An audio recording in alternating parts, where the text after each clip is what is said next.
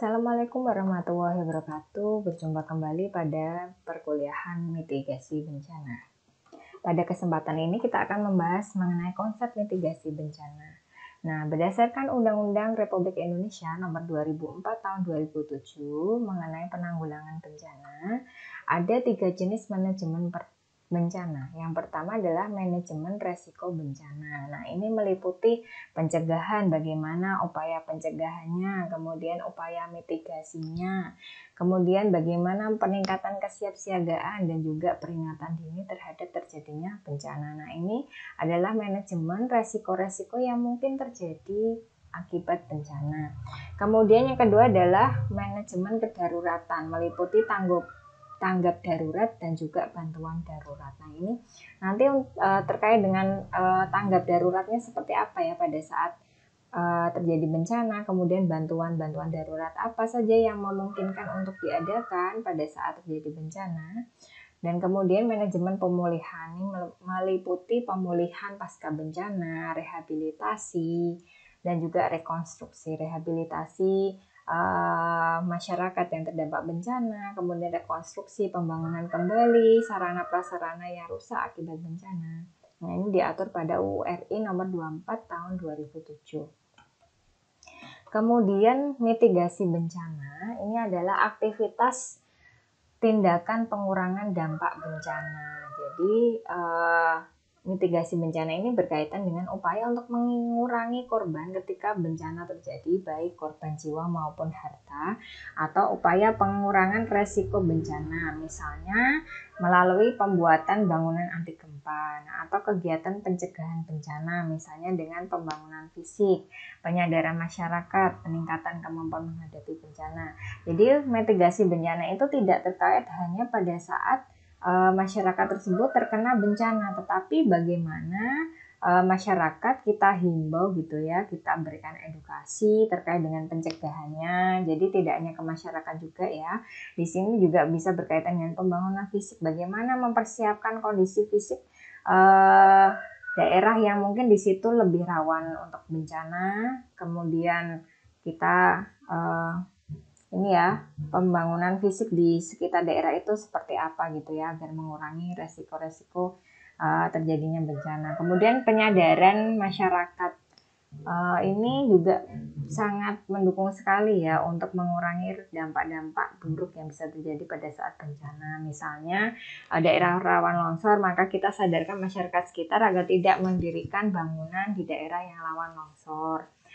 Kemudian juga peningkatan kemampuan menghadapi. Jadi peningkatan kemampuan atau pengetahuan masyarakat, misalnya pada saat bencana nanti, pada saat banjir, maka masyarakat harus seperti apa. Pada saat terjadi bencana kebakaran, nah ini masyarakat di sekitar harus seperti apa. Nah, itu dipelajari pada mitigasi bencana. Kemudian pendekatan mitigasi bencana yang pertama adalah pendekatan struktural. Nah, ini melalui pembangunan prasarana fisik dan pemanfaatan teknologi atau merekayasa ketahanan bangunan akan bencana. Nah, misalnya di daerah Jepang kan juga sudah ditemukan ya desain-desain rumah anti bencana.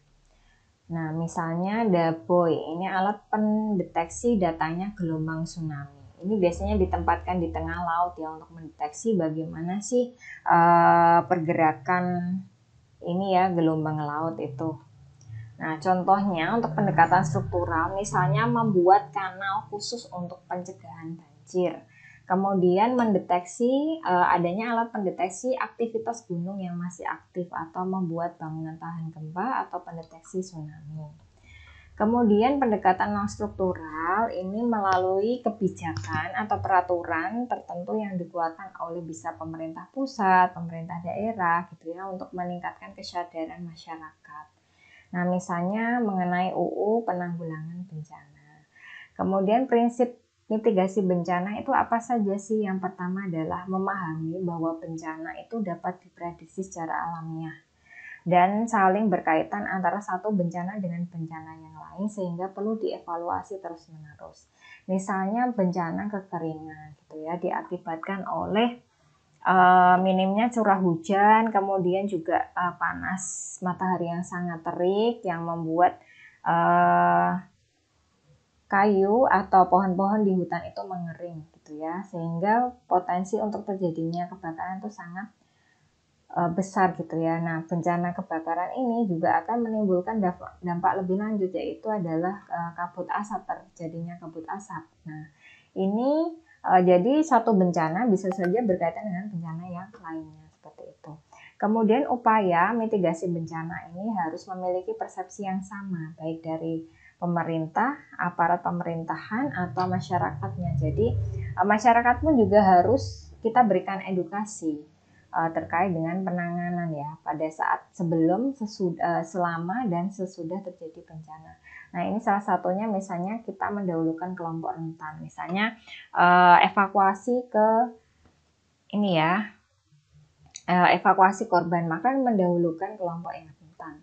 Kemudian upaya preventif juga harus diutamakan untuk meminimalisir dampak bencana. Misalnya di daerah tersebut itu rawan terjadinya banjir, maka upaya-upaya apa saja yang dapat dilakukan, yaitu yang pertama adalah membangun bendungan seperti itu di daerah tersebut. Kemudian menjaga kebersihan lingkungan, artinya masyarakat dihimbau untuk membuang sampah pada tempatnya, sehingga sampah-sampah plastik itu tidak akan terbawa air ya, masuk ke saluran air, kemudian bisa menghambat jalannya air yang bisa memicu terjadinya banjir seperti itu. Kemudian upaya mitigasi bencana ini terkoordinir secara terpadu bagi aparat maupun masyarakatnya. Jadi harus ada ini ya, integrasi atau saling koordinasi kerjasama baik dari pemerintah maupun masyarakat ya untuk mitigasi bencana ini. Kemudian strategi mitigasi bencana yang pertama adalah pemetaan. Nah, ini pemetaan, nanti dari pemetaan maka pemerintah akan tahu daerah mana saja nih yang rawan terjadinya bencana, misalnya bencana banjir atau misalnya bencana tanah longsor, gunung meletus dan sebagainya. Nah, ini acuan pemetaan, dari hasil pemetaan ini nantinya dapat dijadikan acuan dalam membentuk keputusan untuk antisipasi kejadian bencana. Kemudian pemantauan. Nah, ini dari pemantauan tersebut memudahkan upaya penyelamatan jika terjadi bencana. Nah, kemudian untuk pembangunan infrastruktur agar tetap memperhatikan AMDAL. Jadi tidak hanya memperhatikan dari penyebab bencananya saja ya, tetapi bagaimana kita mengupayakan agar pencegahan bencana, terjadinya bencana itu bisa optimal gitu ya. Misalnya dengan perizinan ketika pembuatan atau pembangunan suatu suatu instansi atau apa gitu ya, yang tetap harus memperhatikan AMDAL. Kemudian penyebaran informasi. Nah, masyarakat juga perlu diberikan edukasi terkait dengan bencana tersebut ya, mulai dari penyebabnya, kemudian dampak-dampak apa yang dapat ditimbulkan dari bencana tersebut, sehingga dapat meningkatkan rasa kewaspadaan akan bencana. Kemudian sosialisasi, penyuluhan, dan pendidikan. Yang selanjutnya adalah peringatan dini. Nah, ini peringatan dini untuk memberitahukan hasil pengamatan atau evaluasi bencana secara berskala di suatu daerah rawan bencana, atau dapat berupa pengalihan jalur jalan. Nah, kemudian ada beberapa peraturan perundangan dan pedoman penanggulangan bencana. Ada 9 ini ya. Kemudian tahapan penyelenggaraan atau penanggulangan bencana. Nah, ini saling terkait satu sama lain ya. Nah, ini pada saat pra bencana. Nah, masyarakat juga harus diedukasi. Bagaimana sih kita mencegah terjadinya bencana tersebut? Kemudian situasi tidak terjadi bencana atau situasi ada potensi bencana. Jadi kita mengedukasi masyarakat secara lebih luas gitu ya. Tidak hanya masyarakat yang berada di daerah rawan bencana, tetapi masyarakat yang di luar itu pun juga harus kita berikan edukasi bagaimana terkait dengan mitigasi bencananya. Kemudian juga meningkatkan ketanggap daruratan dan juga nanti upaya pemulihannya seperti apa pasca terjadinya bencana tersebut. Nah, oke, untuk tanggap darurat sendiri ini pada saat terjadi situasi bencana ya, yang pertama adalah bagaimana sih penyelamatan dan evakuasi korban, kemudian harta benda, kemudian pemenuhan kebutuhan dasar, misalnya pemenuhan untuk makan minum warga yang terdampak dan sebagainya, pelindungan, kemudian pengurusan pengungsi, penyelamatan, kemudian pemulihan sarana dan prasarana. Ya, mungkin itu yang bisa saya sampaikan. Terima kasih.